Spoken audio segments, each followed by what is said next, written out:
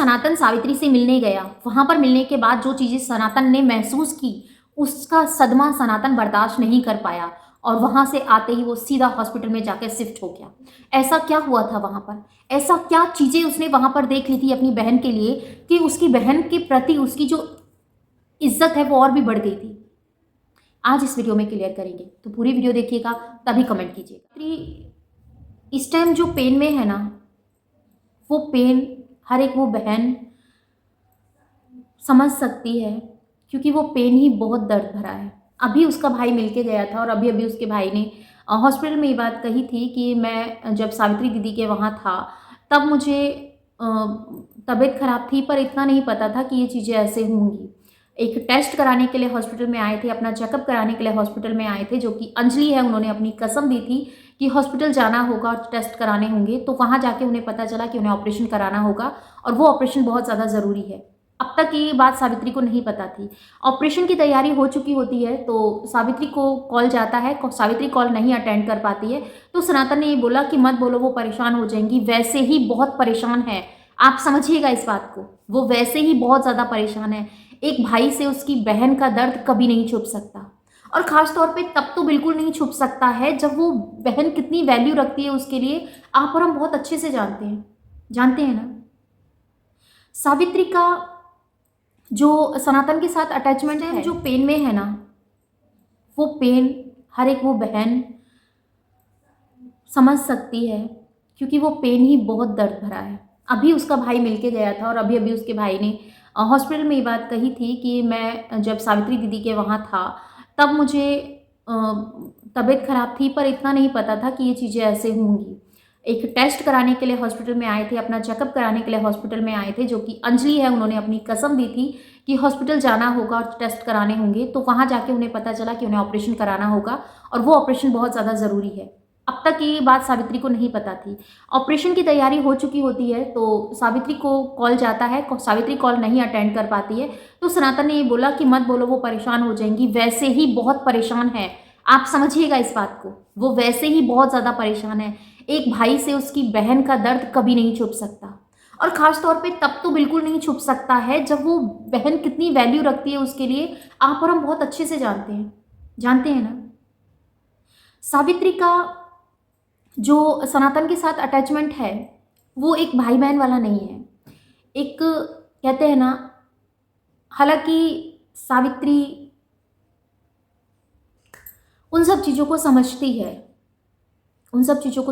है, उनका रिश्ता ऐसा है सावित्री का और सनातन का कि जैसे सनातन ने अपनी पूरी फैमिली को, एक कहते हैं ना, एक घर में बड़ा इंसान होता है, जैसे पिताजी हो गए, वो अपने घर को, पूरे घर को समेट के रखते हैं, बांध के रखते हैं। ऐसा ही सनातन का है कि वो अपनी बहनों को, अपनी फैमिली को, अपने परिवार को बांध के रखना चाहता है, क्योंकि उसके ऊपर जिम्मेदारियां बहुत हैं और ये छुपी नहीं है किसी से कि क्या है क्या नहीं है।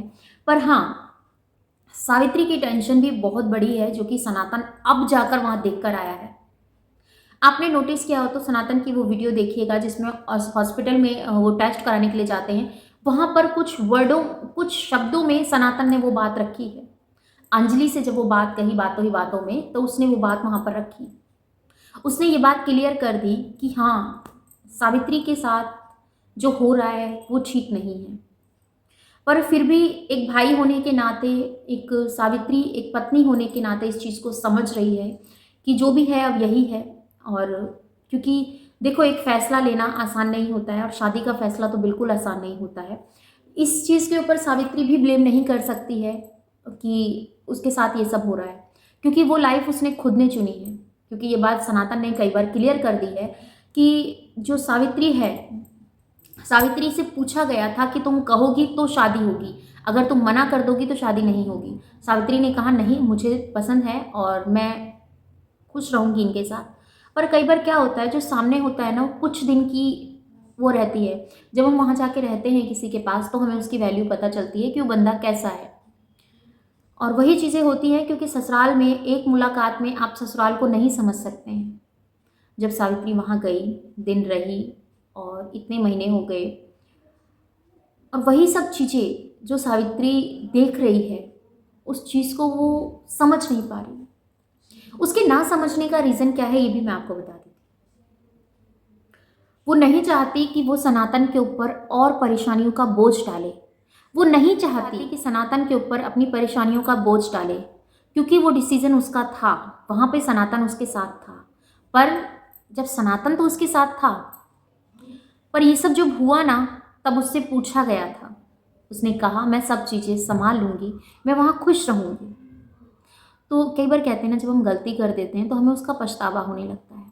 इस टाइम सावित्री को पछतावा है कि हाँ, उसने कहीं ना कुछ तो गलत फैसला लिया है।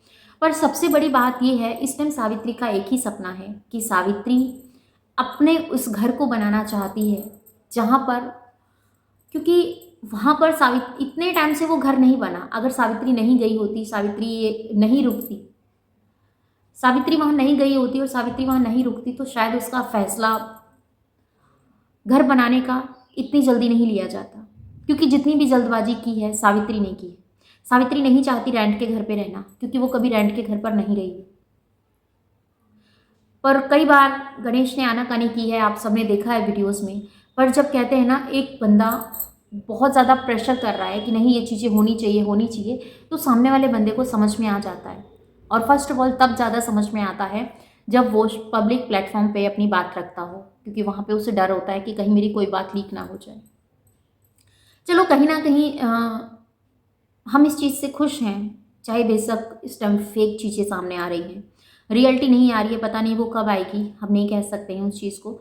बट हम इसमें भी खुश हैं कि सावित्री इस चीज़ में खुश है। वो इस तरीके से जो भी चीज़ें कर रही है, पर जब भी सावित्री कैमरे के सामने आती है वो सहमी सहमी सी क्यों आती है?